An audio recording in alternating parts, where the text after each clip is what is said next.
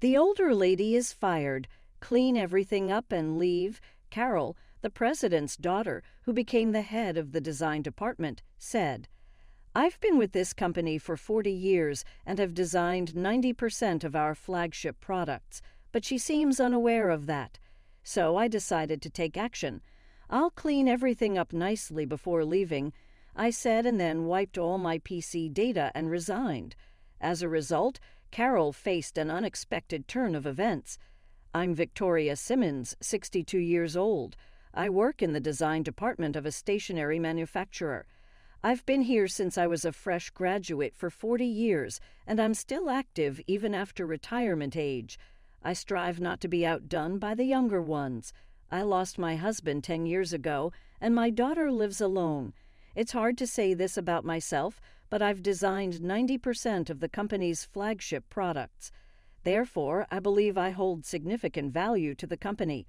Stationery is wonderful. It's about dreams, designing for writing, drawing, painting, erasing, measuring, making each task functional and enjoyable. These designs cater to everyone from school children to professionals. How long? No one knows, but since I love my job, I joke with the younger employees that I'll keep going until I can no longer stand. One morning, President Kennedy, who I joined the company with, showed up at a meeting. It had been a while since he attended. He brought a woman with him. Good morning, everyone. It's been half a year since I last saw all of you, hasn't it? Victoria, you're looking well. Kennedy and I joined the company in the same year. He used to be in sales, and we often talked at internal product presentations. Unlike the typical arrogant son of a president, he's sincere and humble. It's been 10 years since he took over from the previous president.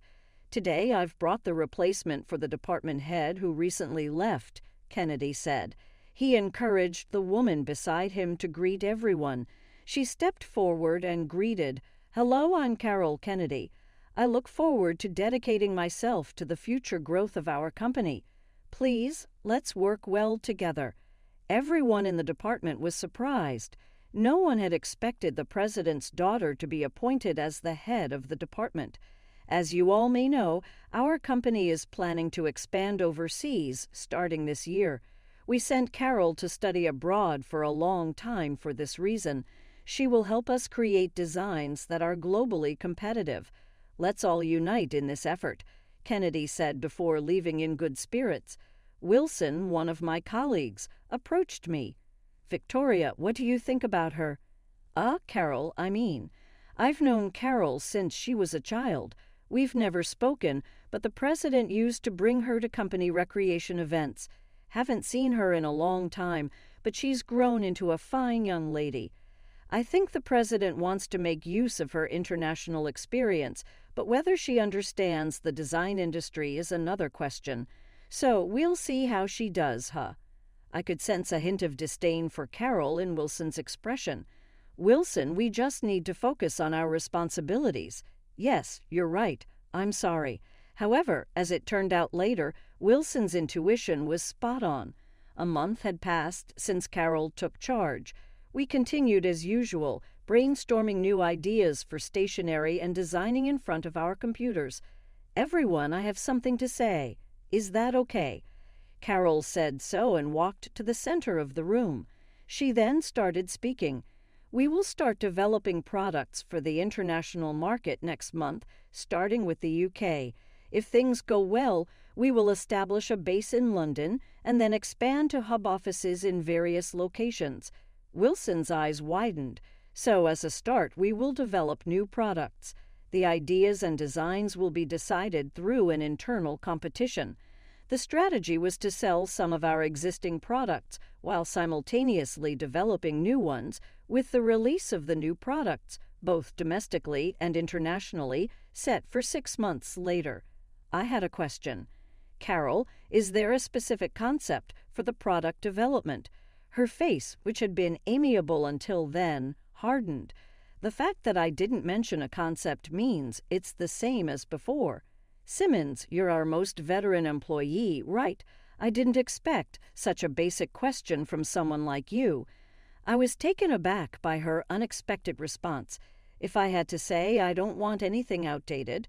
With a composed face, Carol finished speaking and returned to her desk. The internal competition was held weekly. I thought, wouldn't it be wonderful if, like Hollywood movies, American origin stationery could become popular worldwide? I kept searching for new product ideas. What's different from my younger days is that the number of ideas that come to mind decreases with age. However, the quality of each idea has certainly improved. So I wasn't worried even if I didn't come up with ideas every week. But Carol seemed not to tolerate that. In this past month, everyone has worked hard. We've had over 200 ideas, with Wilson contributing 20%. It's not just about quantity, especially since we don't know what the market expects. We need as many ideas as possible, she said, clearly speaking with me in mind. Unfazed, I gave Wilson, who was modestly giving a thumbs up, a secret wink. Well, it can't be helped if nothing comes up. But as professionals, is it acceptable only 5 ideas in a month? Might indicate you've run out of ideas after being in the business for so long. I don't understand that world, but it doesn't seem like you're trying. She looked straight at me without averting her eyes even once. After the meeting, Wilson came to me. Thanks to you, Victoria. Your way of expanding associations was amazing. Ideas just keep coming, but Carol is too blatant. It's really annoying. It's okay. It's true that not many ideas are coming out, but has she seen your ideas? Just talking numbers here. 1 of yours equals 10 of ours. Does she understand that? That's all right. Maybe the British won't like my ideas. The final judgment is by the users. Another month passed. We narrowed down our ideas and designed about 50 specific products from them. None of my ideas were selected, but about 5 of my designs were nominated. Carol seemed displeased by that. Today, a buyer from the UK, Mr. Lee, will visit us. He's agreed to take over our agency there. We hope to decide today, but at least we want to narrow it down to about 5. Especially the younger ones look forward to it. In the afternoon, Lee and Carol headed to the conference room. They returned after about 3 hours. Congratulations, Wilson. I think it will be one of your 3 designs. Carol spoke to Wilson with a big smile. He looked surprised. Later, I heard that everyone thought one of my designs would be chosen. Thank you, but are you sure? Shouldn't it be Victoria's? That's fine. Mr. Lee liked it, and so did I. Oh, yes. Thank you very much indeed. We can't match the sensibilities of the younger generation. Simmons. It's unfortunate, but that's how it is. Carol said that with a spiteful look. That might be true. I have no hard feelings about Wilson being chosen. In fact, I'm genuinely happy for him. It's wonderful when my colleague makes their mark in the world. I spoke from the heart. Then Carol's face flushed with anger. That's so irritating. What's with this saintly act of yours? You can only come up with 4 or 5 ideas a month and still act so high and mighty. Do you think everyone respects you just because you've been here the longest? Her words were unexpected. I never thought she saw me that way, but at the same time, my anger was ignited. Excuse me, but how much do you actually know about design? Do you remember the process of selling everyone's ideas and designs? None of the works you favored are left in the final selection. You lack a professional's eye. You don't understand our struggle. At that point, she lost her composure. Oh dear, to think you'd say such things to me. I'm a manager, you know. She approached me, her eyes bloodshot. You're done here as of today. The older lady is fired. Clean everything up and leave. I was surprised by her sudden change, but I felt no resistance to her command to leave, though I thought her remark about being an older lady was uncalled for. I understand. I'll clean everything up nicely before leaving, but I'm worried about what happens next. What are you talking about? Worrying about what happens after you leave? Don't pretend to care. The department will rejuvenate, and the young energy will keep coming. It's all good, she laughed triumphantly, looking as if her anger had subsided. I'm relieved to hear that. "I'll start right away," I said emotionlessly and began clearing my belongings. There was nothing particularly important to keep or hand over, so I discarded almost everything. I saved my designs on my memory stick, wiped the PC data, yes, erased everything. I also cleared the shared memory on the internet. "Hey, Simmons, don't forget to submit your resignation. It's the rule." Of course, after saying that, I immediately wrote my resignation letter and handed it to her. She remarked, "Wow, that was quick," and took it with a refreshing smile. I tried to appear relieved, but I couldn't tell how she perceived it. Then, until the end of the day, I went around bidding farewell to my colleagues. That night, they hastily organized a farewell party for me. Surprisingly, it turned into a chorus of criticism and complaints about Carol. I became increasingly worried about the future of the design department. The next morning, I woke up to bright sunlight. It seemed I had gotten drunk last night for the first time in many years, so much so that I couldn't remember when last I had felt this way. I had forgotten to close the curtains on the east-facing window and slept through, suffering from a rare hangover. I groaned while heading to the kitchen. I grabbed a bottle of water from the fridge and gulped it down. Then I sat on the living room sofa, feeling blank. My mind was empty, but that was a sensation I hadn't felt since my student days, which strangely made me a bit happy. However, old habits die hard. Despite not feeling hungry, I thought I should make breakfast. "Take it easy, you have all the time now," I said to myself and chuckled. Then I thought of calling my daughter and visiting her. "Right, I should do what I've always wanted to do," I muttered. Just then, my mobile phone rang. It was Kennedy. "Good morning, Mr. Kennedy. What's the matter calling so early?" "It's not about what's the matter, Victoria." "I tried calling you last night, too." "Never mind that. Could you come to the office, please?" "But I resigned as of yesterday." "Just come, please. This is an order. I'll be in my office." "All right, an order. That's not something one says to someone who has resigned yet," I thought. If he's insisting so much, it must be something urgent. I soothed my aching head with hot coffee, gulping it down as it cooled. Then I called a taxi and headed to the office. "Excuse me." I knocked and entered the president's office. "Good morning. Sorry for calling you in so early." Kennedy wanted to hear about what happened yesterday. I explained everything, careful not to exaggerate my words or reactions. "I see. I am very sorry about that." He expressed his deep apology. "The mess my foolish daughter made is my responsibility as her father. It seems I made mistakes in raising her. Victoria, would you consider withdrawing your resignation? We started here together, after all. Please." I had harbored no negative feelings towards him, only gratitude for employing me for a long time. But his words caught me off guard. "President Kennedy, it's not fair using our shared past like that. So will you?" "All right, I'm counting on you." With that, I left, and in the morning, saying that he entered the design department office. I was told to wait in the hallway until called. The door was left open, so I could hear the conversation inside. "Dad, what are you doing here? Did we have a plan? Do not call me Dad here." His uncharacteristically stern tone seemed to surprise Carol. "I have a question for you, Carol. What is it?" The two began to speak in a formal tone. "Why did Victoria resign?" "Oh, as for her resignation letter, personal reasons." "Don't lie." Kennedy glared at Carol as he spoke in a low voice. "It's not a lie. She left because of her age." The surrounding staff were all left speechless. "Don't lie. I've heard everything." In that instant, Carol glanced sharply at the employees. Someone spilled the beans and muttered under her breath. Suddenly, Kennedy raised his voice. "Don't make a fool of me."